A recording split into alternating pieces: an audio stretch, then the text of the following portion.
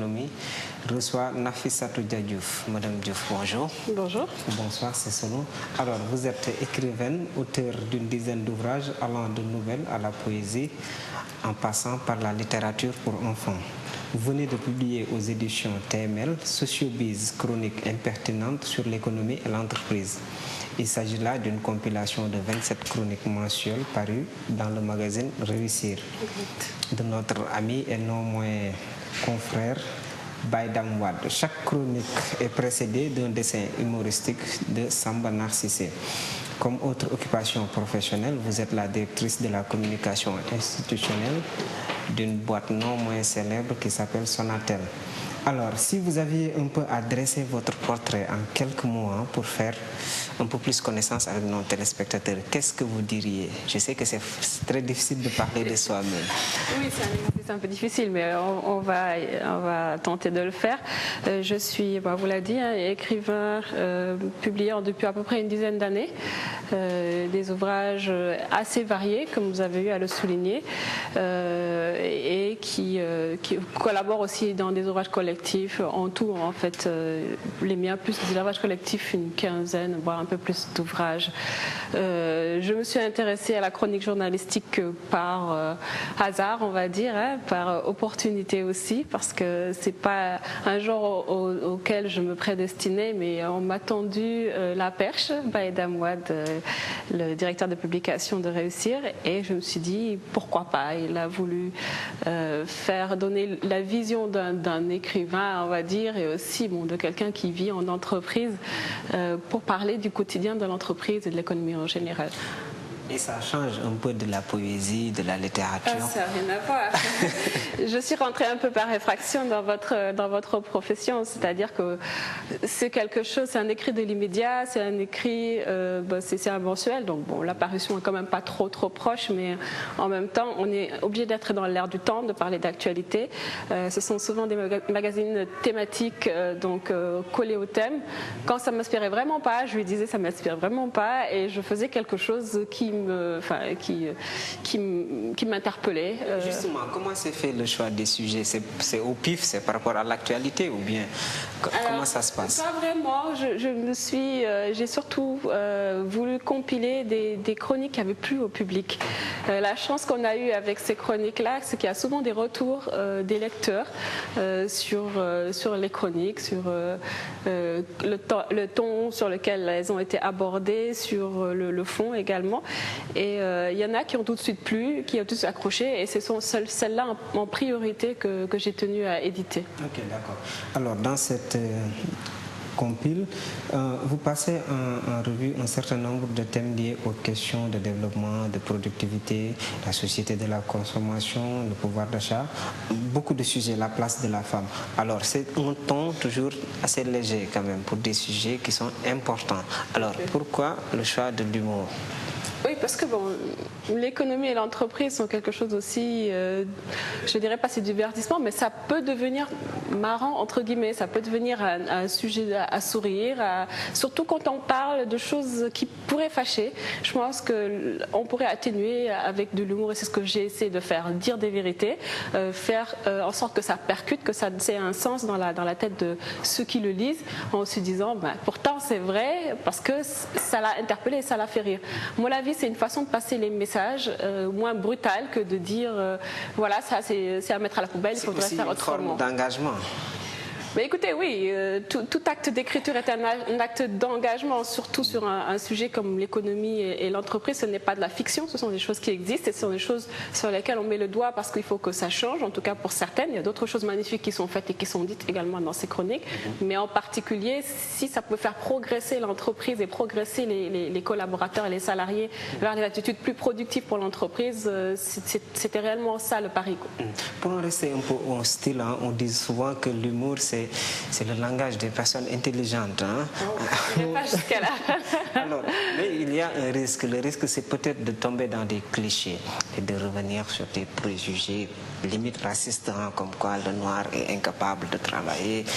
toutes sortes de... C'est pas ce qui est dit dans les chroniques, hein. Au contraire, il y a quand même un certain nombre de clichés. Il y a des constantes. On ne va pas dire des clichés, on va dire des choses que l'on remarque et que d'autres remarquent. Effectivement, dit par un occidental, ça ferait mal. Moi-même, je serais la première à nous défendre, mais dit par quelqu'un d'ici qui le vit, moi j'estime que c'est de l'autodérision. Mais qu'il y a quand même quelqu'un qui est là, qui vit au Sénégal, mais qui a quand même une certaine culture occidentale, vous le reconnaîtrez. J'ai une culture mondiale, je ne veux dire pas occidentale, moi je suis un citoyen du monde qui m'intéresse à tout ce qui m'environne, pas seulement dans les frontières du Sénégal, mais à l'international. Effectivement, je pense que c'est ça la richesse de la personne aussi, de puiser à plusieurs sources et d'être une personne plus riche. Évidemment que si on était uniquement ancré dans sa culture, ça ne veut pas dire que je ne suis pas ancrée dans ma culture, loin de là.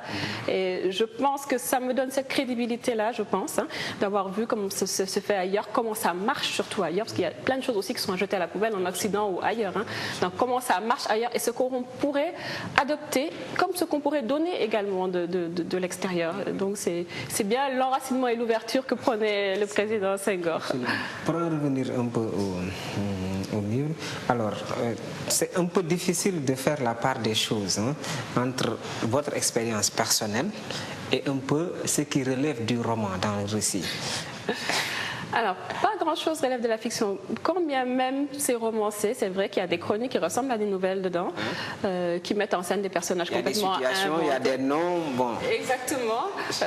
J'imagine que c'est inventé, c'est pas des situations réelles. C'est effectivement inventé dans le sens où c'est romancé, c'est des personnages qui n'existent pas en tant que Monsieur Ndiaye ou qui n'existent pas, je veux dire. Mais en même temps, ça part des situations qui existent bel et bien ou alors qui pourraient exister. C'est soit des expériences propres ou des expériences de tiers dans le milieu de l'entreprise, soit une extrapolation des choses qu'on a vues et qui pourraient aller encore pire, parce que c'est ça un peu la constante de ces chroniques, c'est qu'on grossit le trait souvent pour dire bon, on exagère quoi en fait. Et oui, il y a une part de fiction dans ce que je dis, mais la fiction, je pense que ceux qui liront ces chroniques-là pourront se dire ça pourrait bien arriver, ou alors c'est arrivé à côté de chez moi, ou ça m'est arrivé à moi. Et c'est quoi le message qui sous-tend tout cela? Le message, c'est que... Un message. Oui, forcément un message. Je ne donne pas de leçons réellement dans ces chroniques-là. Je pointe juste du doigt sur des choses qu'il faudrait qu'ils changent. Je pense que l'entreprise a besoin de gagner en productivité, de gagner en résultats. Et ça, ce qu'il fera, ce sont les collaborateurs, ce sont les salariés. Et ce n'est pas l'intelligence, entre guillemets, du management. Ce n'est pas les super procédures qu'on va mettre en place, c'est réellement... Si le management, c'est quand même important. Oui, non, mais bien sûr, c'est important, c'est la tête, c'est la vision, c'est ce qui donne, ce qui impulse les choses. Mais derrière, si on a des collaborateurs qui se croisent les bras, qui ne veulent pas se donner ou se donner à fond, effectivement, je ne pense pas que l'entreprise pourra avoir un grand destin. Donc, le message, c'est ça, c'est que nous sommes tous dans une chaîne, nous tentons tous de donner de la valeur à notre entreprise et à la chaîne dans laquelle nous sommes. Et si chaque chaînon n'est pas, je dirais pas irréprochable, mais en tout cas ne balaye pas devant sa porte, ne fait pas une autocritique et adopte des comportements qui vont bien pour l'entreprise, la chaîne au total, même si on a un super management sorti de Sciences Po ou de Subdeco, je pense pas que ça va le faire. Ok. Pour en rester un peu dans le monde de l'entreprise, hein, pour beaucoup, de manière générale, hein, c'est une lecture assez globale, nos coutumes, nos traditions, nos liens sociaux sont de véritables goulots d'étranglement pour l'entreprise sénégalaise. Est-ce que c'est votre sentiment par rapport à un vécu, par rapport à une expérience? Effectivement, on est dans une société qui a beaucoup de valeurs, de bonnes valeurs, je veux dire des valeurs qu'on doit garder, mais parfois qui ne sont pas adaptées au monde de l'entreprise. Qui ne sont pas bonnes pour l'entreprise. Bon, bonne ou mauvaise, c'est donner un jugement de valeur et je ne souhaite pas le faire. Je veux dire qu'on devrait laisser certains comportements ou certaines habitudes à la porte de l'entreprise en venant au travail, se donner à fond sur ce qu'on est, essayer d'être le plus exemplaire possible, entre guillemets. Mais ça n'empêche, par exemple, on a une culture de convivialité très forte et ça c'est excellent.